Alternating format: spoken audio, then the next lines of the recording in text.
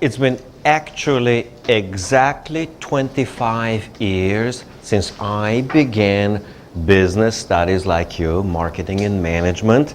I started on October 1 of 1990.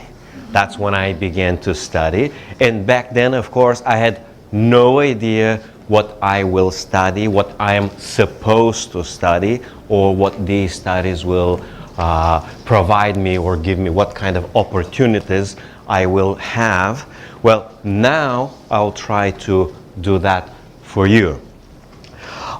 Today's lecture will have the following topics.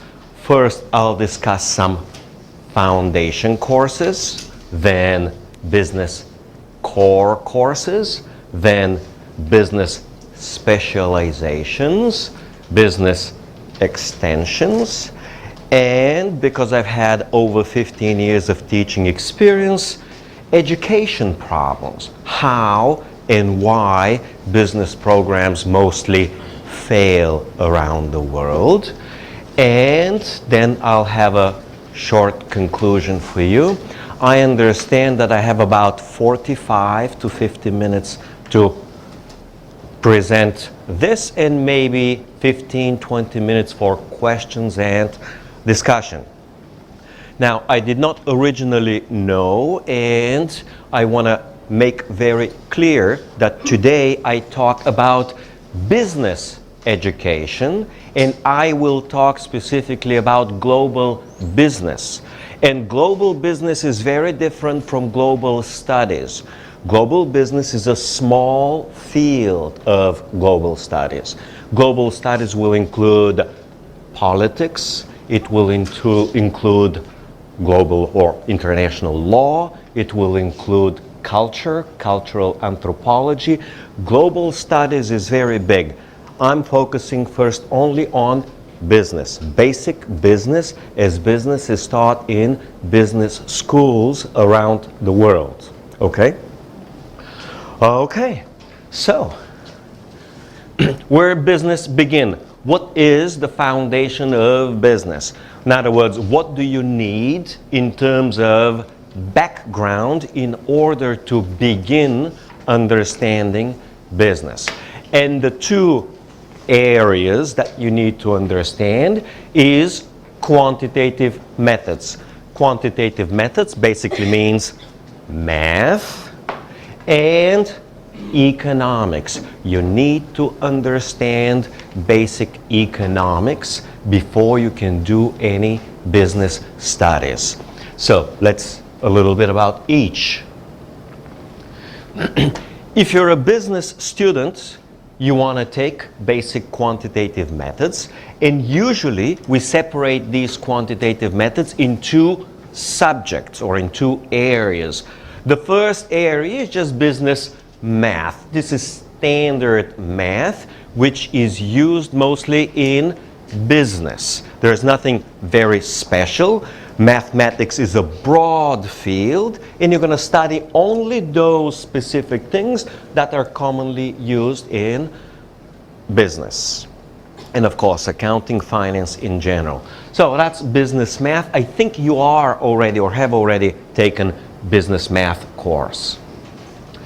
The second one that you do is business statistics. And business statistics is about analyzing and interpreting data. Usually in the real world you will see a lot of data. Maybe interest rates over many years. Maybe exchange rates over many years. Maybe economic growth. Or if you want to look at economic growth, you may try to relate economic growth to investments, or economic growth to consumption, or economic growth in the case of Korea with exports. So statistics will try to tell you basic relationship, which is, let's say in the case of Korea, most important for economic growth of Korea. Is it consumption, or is it investment, or is it exports? You may have many different theories and you may guess many different things. But with statistics, you can get the data, you can analyze, and you can try to discover relationships, and based on the data, you can conclude which is more important or which is the most important factor. In other words, in business statistics, have you already studied basic statistics, or you will? Have you studied already? So basic statistics will tell you these relationships. Okay. The second foundation before you begin real business studies is economics. Let me see if I have the next slide. And economics is divided into, of course, over 15 different fields. You have, let me just read two, microeconomics and labor economics. You have international economics. You have international trade, international finance. You have labor economics, okay? You have many different fields in economics.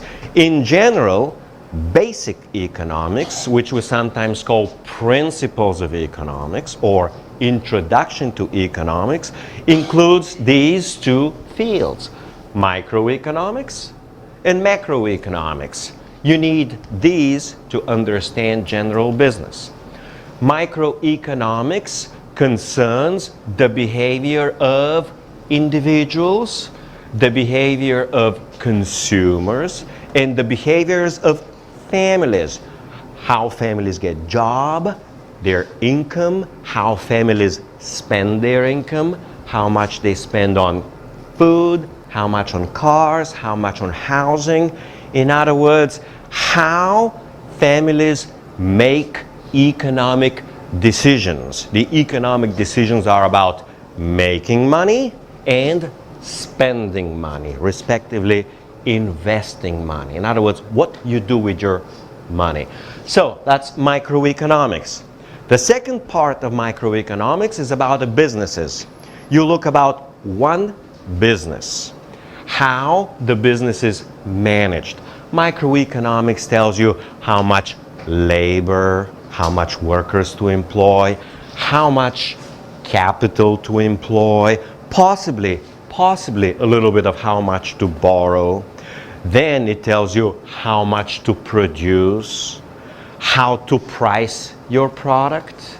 And in general, the main concern for firms is how to maximize profits.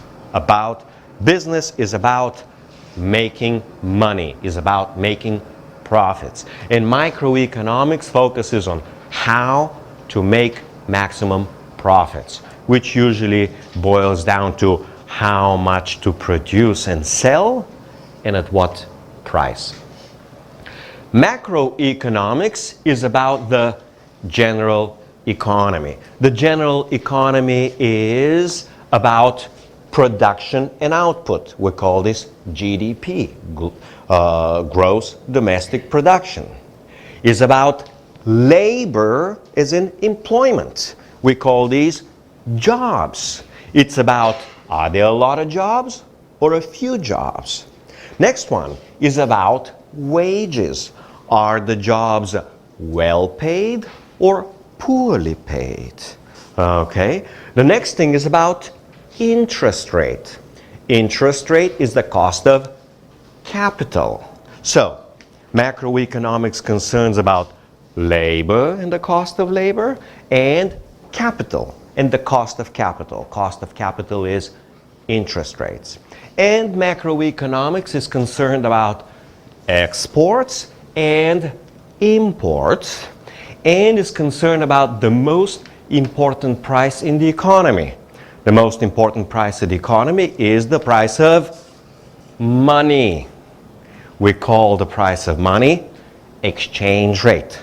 How much the Korean currency exchanges for Chinese currency, for US dollars, for Japanese yen, or for European euro.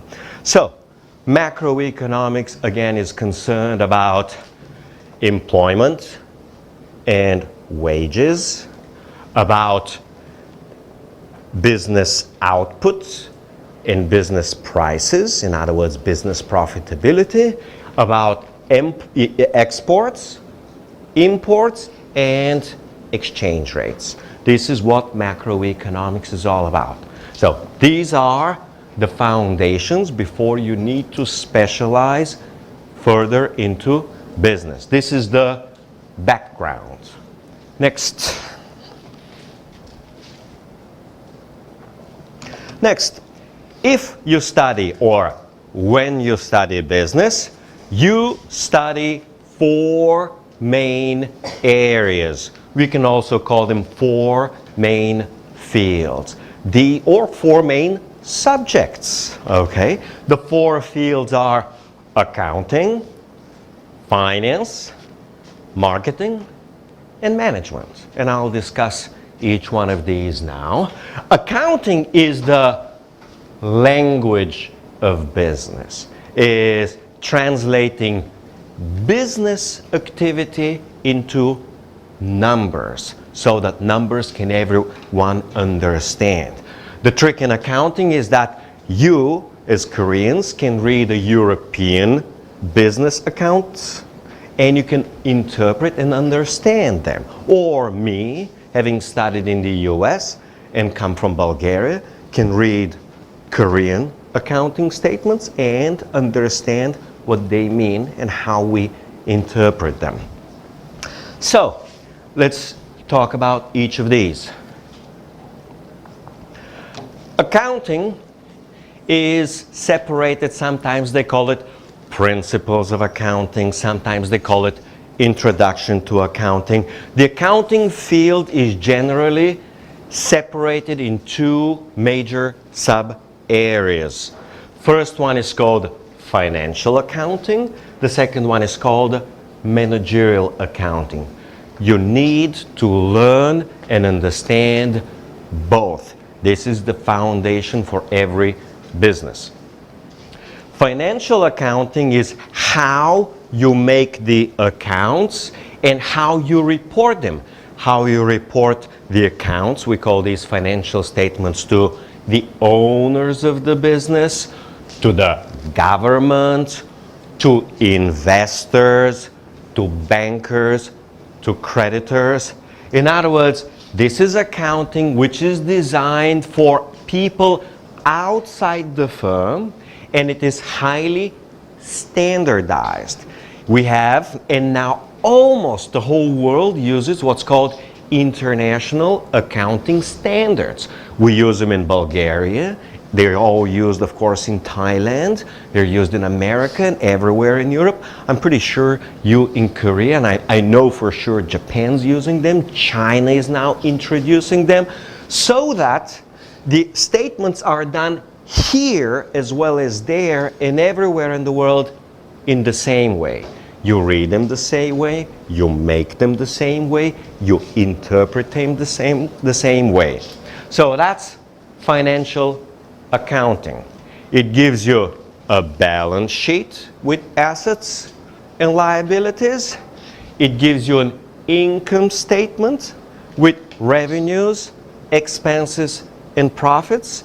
And it gives you cash flows, how money is coming in and how money is going out. So that's financial accounting. Managerial accounting is accounting designed to serve the needs of management so that management can make decisions. These are going to be internal reports. They're going to be used by the CEO and CFO, the marketing manager, the production manager. They're going to be used to see what the costs are, what is the cost of a product, how to price a product, how much to produce, how much supplies to order. It will include budgets for inventory, budgets for ordering, okay? It will include all of those things. Managerial accounting is accounting for managerial purposes, and managerial purposes is how management makes business decisions inside the firm. So this is standard accounting for outsiders, and this is whatever management needs for decision making. You need to study accounting first before you study finance, before you study management, before you study marketing, and before you study any other things, except of course math and economics, okay? So you do math and economics first, then the third subject is accounting. You can do financial accounting, and possibly maybe you could study marketing or management in parallel.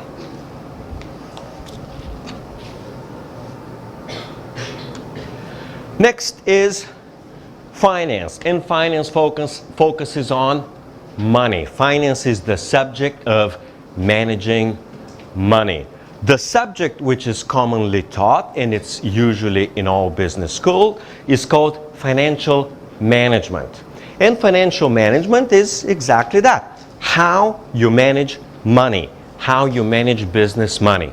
Sometimes this course is called in many business schools corporate finance. And corporate finance is how you manage money for big corporations. In other words, if you, let's say, do finance for Samsung, it's got major corporation, you need corporate finance.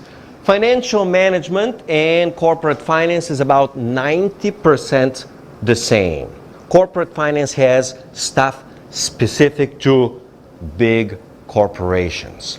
You generally need financial management. And financial management is how you manage the assets of the company, how you manage liabilities of the company, and the most important part is how you manage investments, how you make investments. When you make an investment, you want to make proper calculation to find out, is the investment profitable or not profitable? What's the return on investment? So finance focus is on investment, but not only, okay?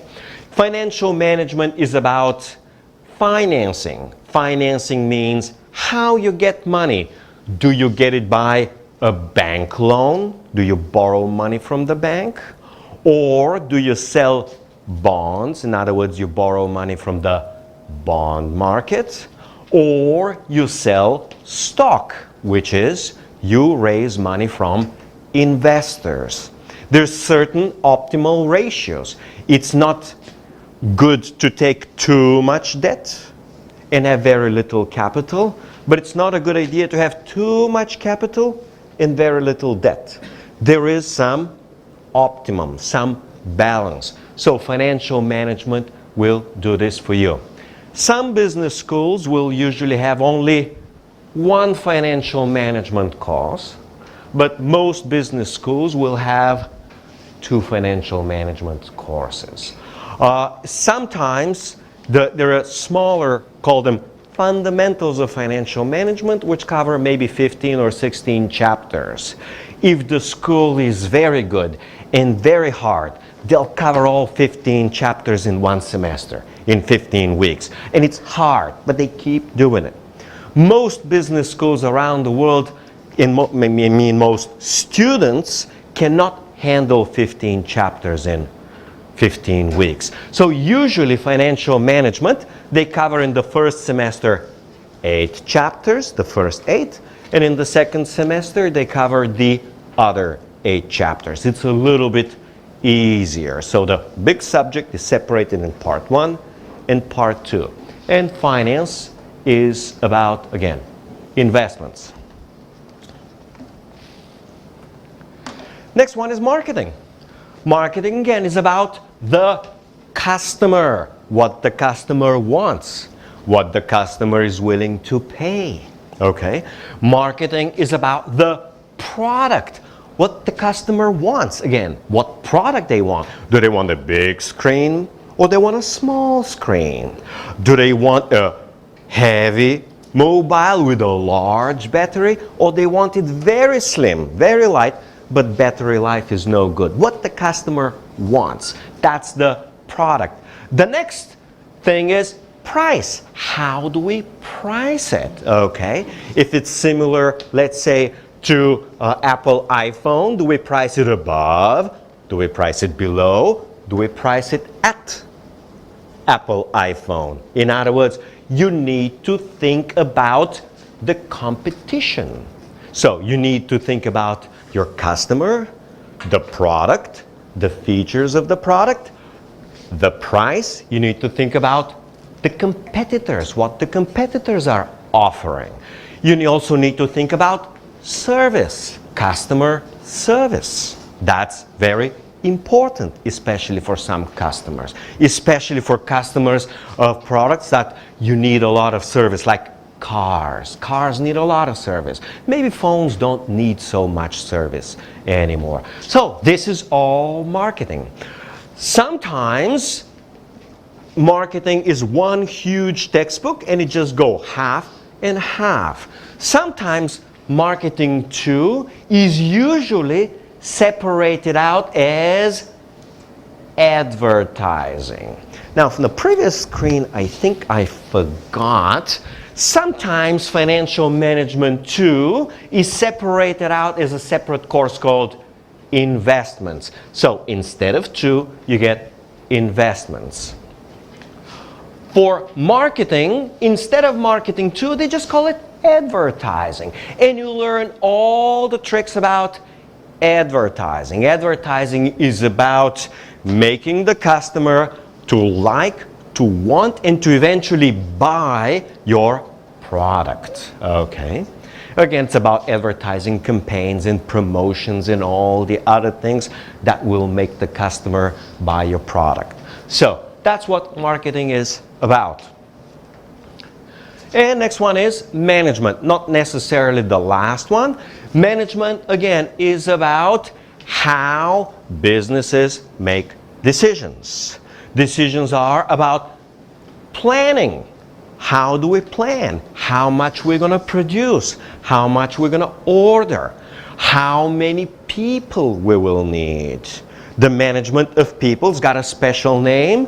It's called personnel management. It's considered very important, and usually instead of having management two, they'll separate and have a whole subject called personnel management. Management is, let me repeat, about planning. It's also about organizing. How we're going to organize, what departments we're going to have. We're going to have marketing department, and finance department, and accounting department, and a production department, and a personnel department, and a legal department, and IT or computer technology department. So what kind of departments we're going to have? Management is about leadership, how to lead people, how to manage people, how to organize people. One of the most important part in businesses is how to motivate people. And of course, how to reward people. What kind of salaries, what kind of vacations you're going to give them, and all the other things, whatever is necessary. And finally, management is about control. Are they going to put a camera and watch the people? Are they going to have a card? Every time they walk in, they slide their card. In other words, you keep track of their time. Are they going to give you weekly reports, monthly reports, annual reports? In other words, how you control, how you make sure that you achieve your goals, how you make sure that employees do their job appropriately. That's what management is about. In these four fields, accounting, finance, marketing, and management, consist the core. Once you got the core, the main education, there's one more. Once you get the core, once you get the core, the capstone, the most important, the most difficult course, the course that requires understanding all the other four, understanding accounting and finance and marketing and management, is called strategic management. Strategic management is how you compete. Are you going to compete on efficiency? Are you going to compete on price? Are you going to compete on a better product? Are you going to compete on a variety of products? You know, the basic thing that you can think, the simplest and easiest that you can understand is how Samsung Galaxy will compete against iPhone. It's going to be bigger screen, better battery, whatever or is it going to be a different operating system, more free software? In other words, how you compete. It's also how you innovate your products, okay? So all of this is called a capstone. Capstone means the top, means the most important, the one which builds on all the others. That's the capstone course. And let's see, specializations. Once you have your core, you can specialize, and there are 4 primary specializations. You can specialize in accounting, and those that specialize in accounting are simply going to take 4 or 5 or 6 more accounting courses. In other words, you take the basics of accounting, finance, marketing, management, and then you focus on accounting. You're going to do, after introductory accounting, you're going to do intermediate accounting. Intermediate accounting is hard. The textbook is fat, like 1,500 pages. It's a killer, okay? That's why accounting people get or make a lot of money. It's very hard. A lot of accounting majors just fail on intermediate accounting. So they take it year-long, 2 semesters. After they do intermediate financial accounting, they'll do cost accounting, and cost accounting will go in a lot more detail of managerial accounting, how we determine costs and all the other tricks related to the cost inside the business. In other words, business is about revenues and expenses. Cost accounting focuses on the expenses only. That's it. You'll do some auditing. Auditing is trying to check and verify if your accounting is good, is proper, is correct. If there is cheating, if there is fraud, if someone's stealing money, okay, or if someone is called cooking the books. In other words, they're lying and cheating, trying to mislead you, whether it's the management or external people. So that's what auditing is. And of course, you have non-profit institutions. You have also government institutions. Government accounting is a little different.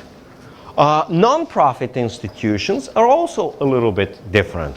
They're not run for profit, so they have a separate accounting of their own. And just not to mislead you, there may be more, 1, 2, 3, 4 more courses. But if you take business and you have a field, usually 4 or 5 extra courses are enough to have the field.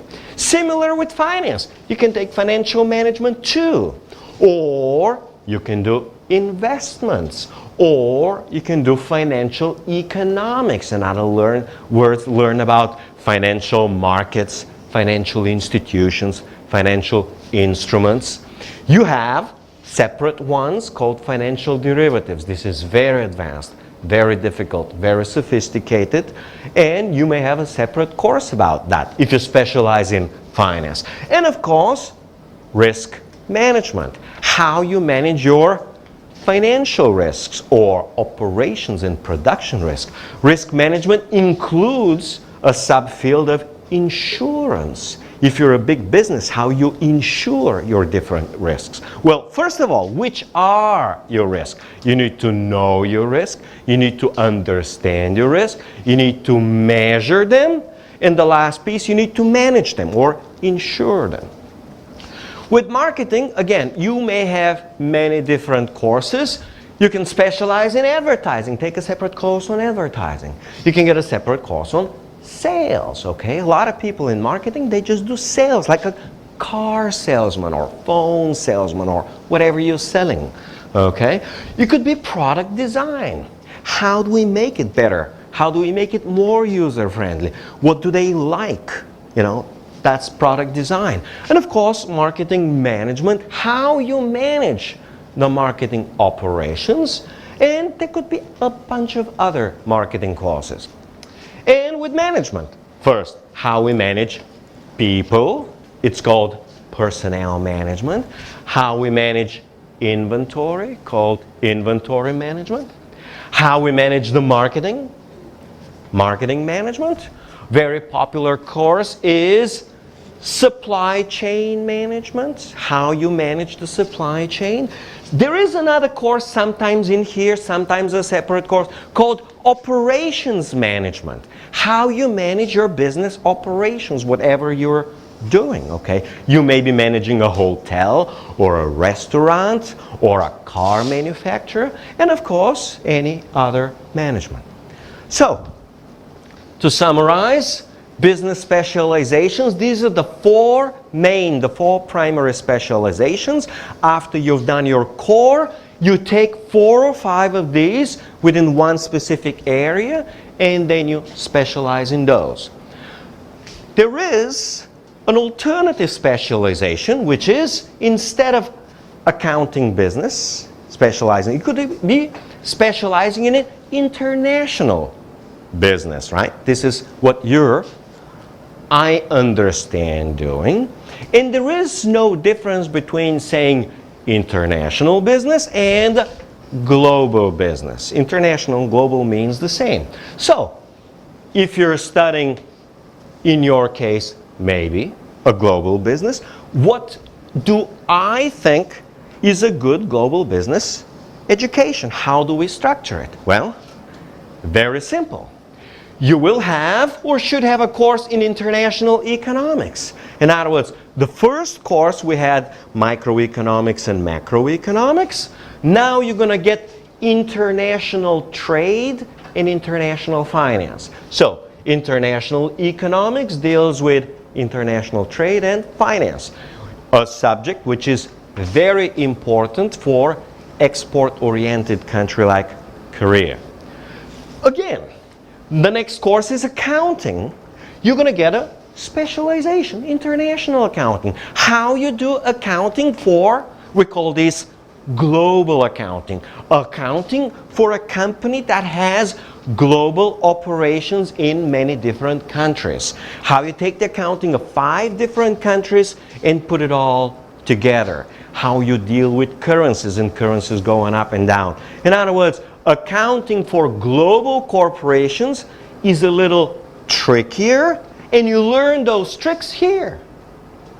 Similarly, you take a finance and finance for global corporations, we call these multinational corporations, has its own tricks, has its own complications. You just call it international finance, okay? Or how you manage the finances of multinational corporations. Similarly with marketing. In other words, you take each of the 4 core courses, accounting, and you do international accounting, finance, you do international finance, marketing, you do international marketing, and management, you do international management. And I would think, maybe not necessary, but it's nice. It's very good, and it's very helpful if you do an extra course, international law. If you're doing business, understanding at least some law is helpful, is nice, it's important. So, this is my view of how I would structure an international business program. Of course, you can add more courses, international politics and all sorts of other things, but this is the basics. Now, what other extensions you may have? In other words, you've done your core, you've done your specialization, but if you want to get a little further, and there is usually time in a business school, you may study some programming languages. Especially important is to learn at least one statistical programming language. In other words, you have many statistical softwares, and the statistical software will usually have a meaning some simple programming language, so that you can learn how to program statistical software.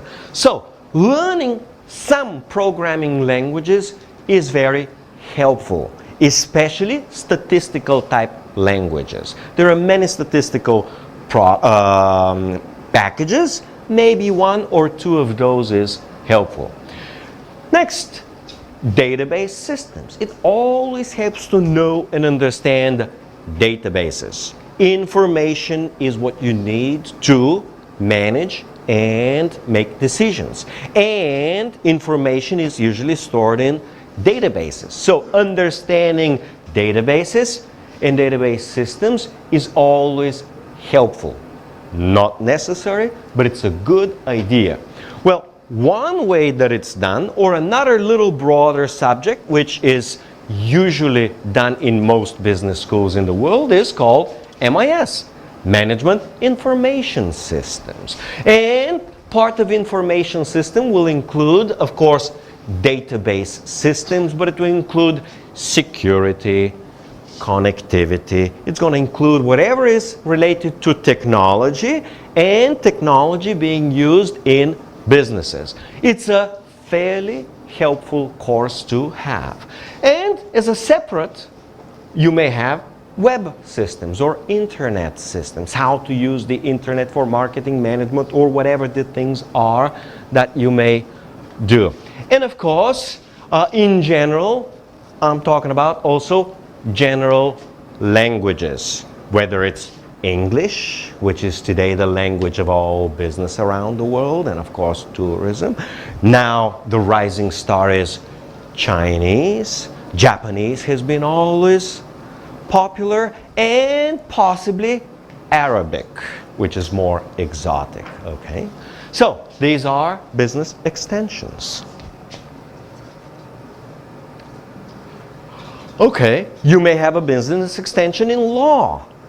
You may study a little bit further law, like Introduction to Law. It's nice to have. It's also very nice to have business law. Again, it's not part of the core, but it's a nice extension. You may have specifically contract law, how to make and manage contracts. This one is tricky because contract law in Japan is going to be different from Korea, different from China, different from Bulgaria, different from America. So contract law is not the same around the world. And maybe some international law. So you may extend into the area of law. So I'm trying now to summarize. I've already discussed all of these things. This is a simple table that you're having. You may have within the field. So you're going to have, let's say, for an international business, what would you at least study as the basics? Well, for quantitative stuff, business math and statistics. Maybe you can take a third course, maybe not. Maybe you can take statistical packages and statistical programming as number 3. It's not on there. Next, for economics, microeconomics, macroeconomics, and international economics, which includes international finance and trade. Accounting, financial accounting, managerial accounting, and international or global accounting. I'm just putting it all together. This is just the same information in one table for convenience. Finance, financial management, maybe financial management tool or investments, international finance. Marketing 1, maybe advertising or marketing 2, international marketing. Management, management 1, personnel management, international management. And possibly for others, you may include some MIS, or maybe business law, or maybe international law.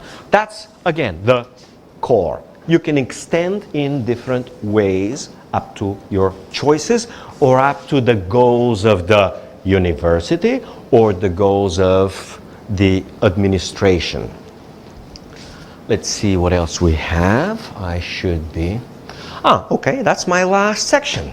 Well, I've been teaching both business and economics for about 15 years in 8 different countries, and I've seen a lot of programs fail, or a lot of programs aren't doing very well.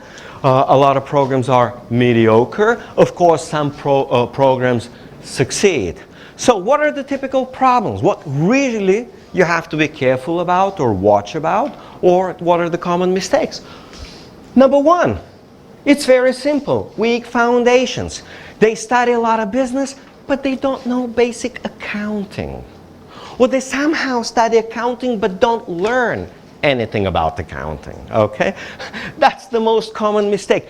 They study accounting to actually pass the exam. They pass the exam and they forgot about it. This is known in education as the toilet flush. You know, it's a toilet, right? You know, what's a flush? Students study, learn. When the exam comes, they pass, they flush, and everything goes down the toilet, and they forget everything. Don't remember anything anymore. Okay? So, weak foundations. They don't understand basic finance. That's very common. They just say, oh, I'm a marketing guy. I don't need to know finance. And that's a very common mistake of thinking, culture, and mentality, especially of an 18 or 19-year-old kid. You know, when you're 30, you say, oh, I should have learned better accounting. I should have learned better finance. So don't underestimate the foundations. That's the first one.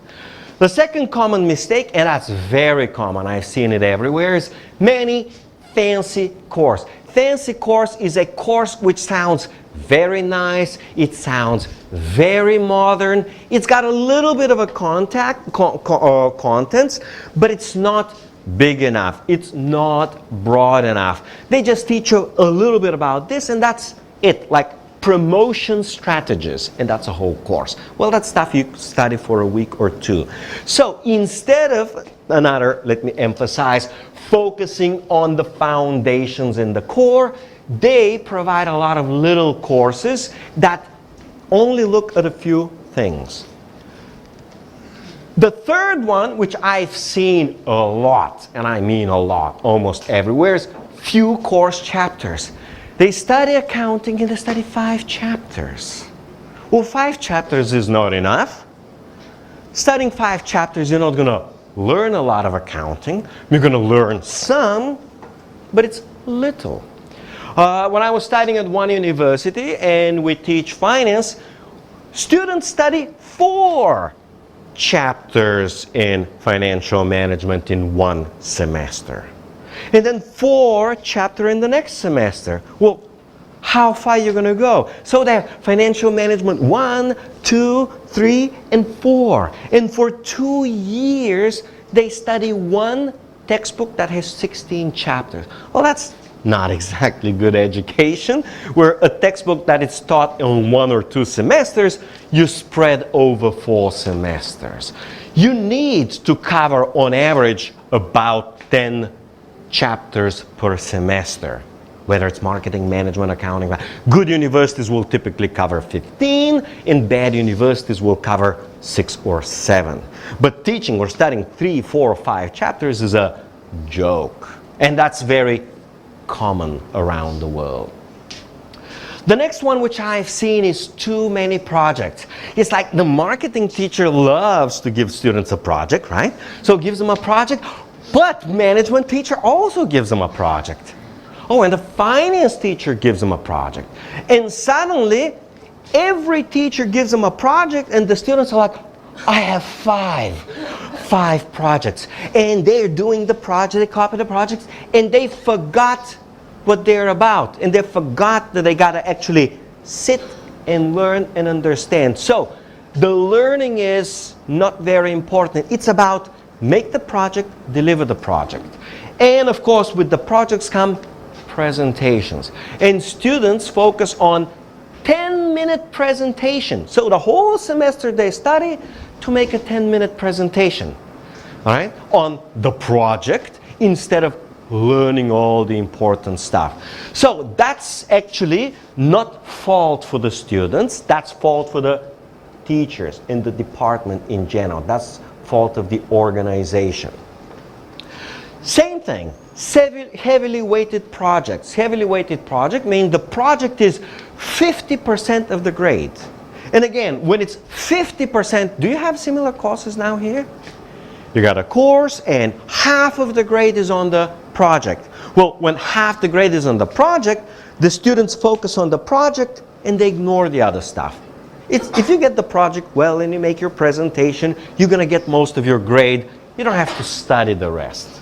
Well, that's a common design problem. Well, it's actually designed to make students pass quickly and easily. And students pass and they get good grades, but they don't learn much. It's not about learning, it's about passing the grades and making it easy for students. Well, easy is not necessarily good. Let me see what else. Yes, same thing, poor and easy exams. Again, this is mostly fault of the professors. And of course, the last one is everyone's passing. Nobody's failing. If you know that you're not going to fail because we don't fail anybody, the result is you don't study much. Let's see what else, because I'm running out of time. Okay. These are very quickly. Maybe you use some, maybe you use many of these. The most common one is called memorizing. You sit and you memorize right before the exam, the night before the exam. You do this. Now, in Thailand, they don't study the night before the exam. They study the morning before the exam. So if the exam is 11 o'clock, they study 9 and 10 o'clock quickly and they come on the exam. You don't learn a lot by memorizing and cramming. Usually whatever you learn by the afternoon, it's all forgotten. Okay. The next one is study from PowerPoint. Very common. Students love PowerPoint and then they just read the PowerPoint and study. You cannot get education from PowerPoint. PowerPoint is not meant for study. PowerPoint is meant for presentation, to make a presentation easier, but you can't study. You can't get an education from PowerPoint. Of course, not reading the textbook. Most students around the world, especially in poor, well, meaning low quality business programs, they don't read the textbook. Well, if you want to learn, you gotta read. It's simple as that. The only way to learn is with good reading. You need to train your skills to read, to analyze, and all the other things. You're just thinking, oh, if I listen to the lecture, if I take notes. No, you need to read the book. Not enough exercises. This applies mainly for accounting. Accounting needs exercises. For each chapter, you need to solve 5 or 10 problems, okay? Very important. Next one is big group exercises. They give you an exercise and they put 6 people on the group. What happens is one student works and the other one play the phone or chatting or talking or, you know. That's a group should be 2 people, at maximum 3. 4 or more is usually 1 or 2 of the students don't really work that much. And that's the same thing as group free writing. Free writing is you get the benefit without doing the work. So, for example, the 4 of you work on the same project and maybe 2 or 3 work hard and 1 of you don't work hard, okay? Of course, too much fun, too much party, that's already known. Too much internet, too much Facebook, too much chatting, okay? So now I'm asking my students in Thailand, how much time you spend on average on Facebook? 4 hours. Well, when do you study?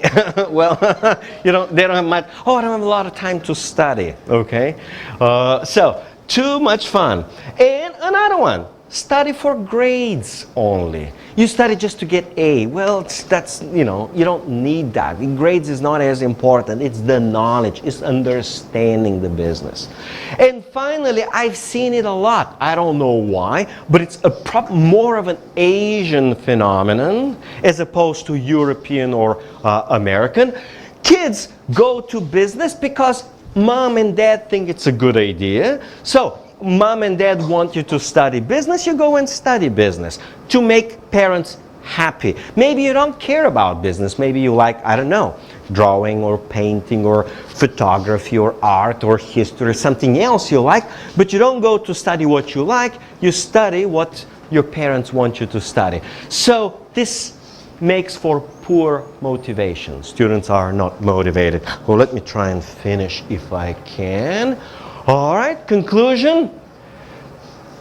Business study is generally not easy. People think it's easy, but it's not. There are too many business programs everywhere around the world, and the field is competitive.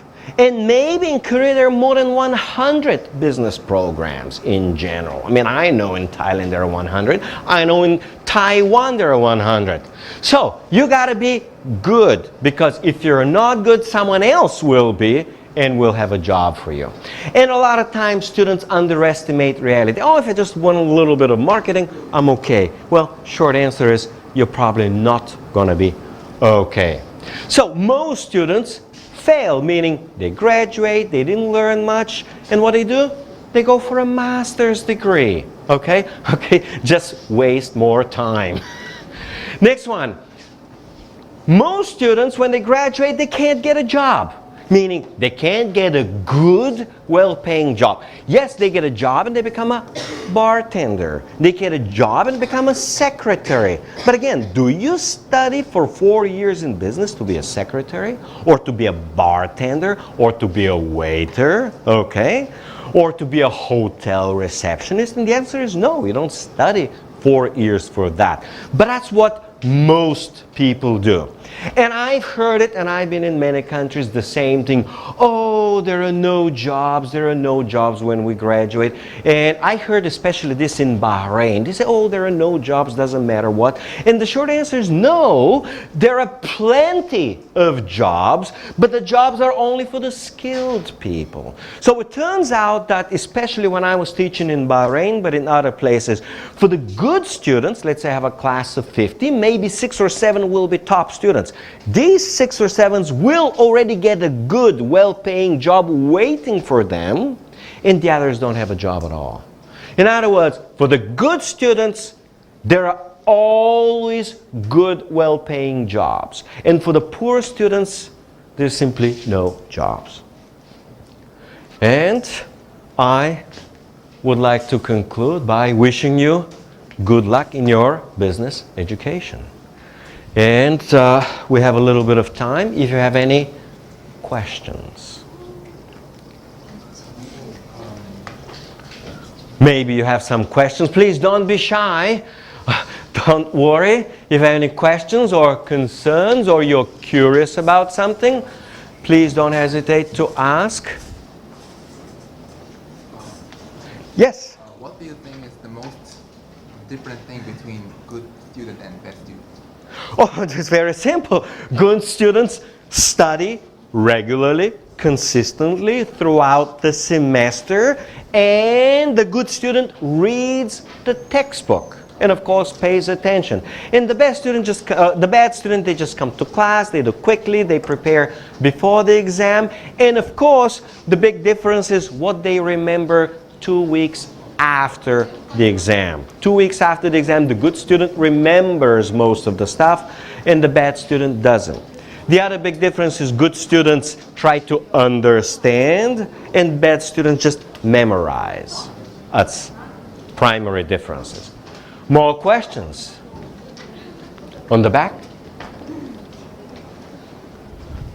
In this area, I haven't been able to actually spend and looks at you. Any questions? No?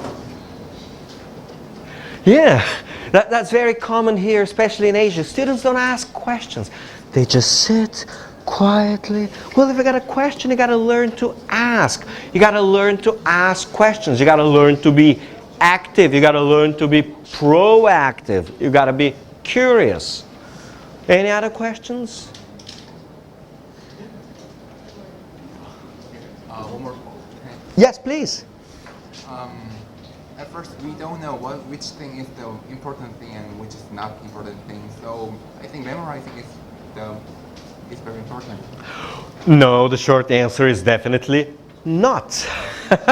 We've done this long time ago. Memorization was the way of education of the West 2,000 years ago. We did that 2,000 years ago. We did it for many hundreds of years. And we know that it doesn't work as well, okay? And again, if you don't know what's important, you got two things. First, you think to find out what's important. But if you can't, you ask the professor. That's what the professor's job is, to tell you what is more important and to tell you what is less important.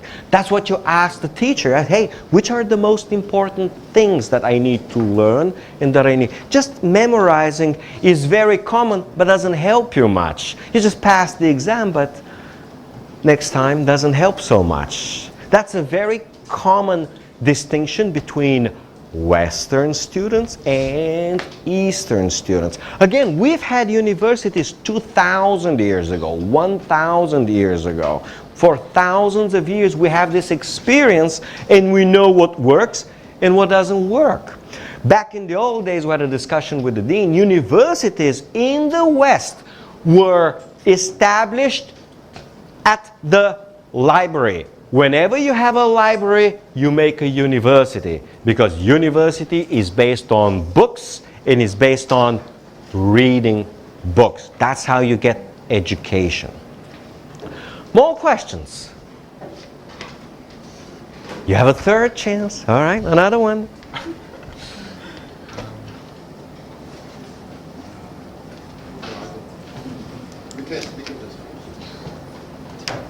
Last questions? No? Okay, well, thank you very much.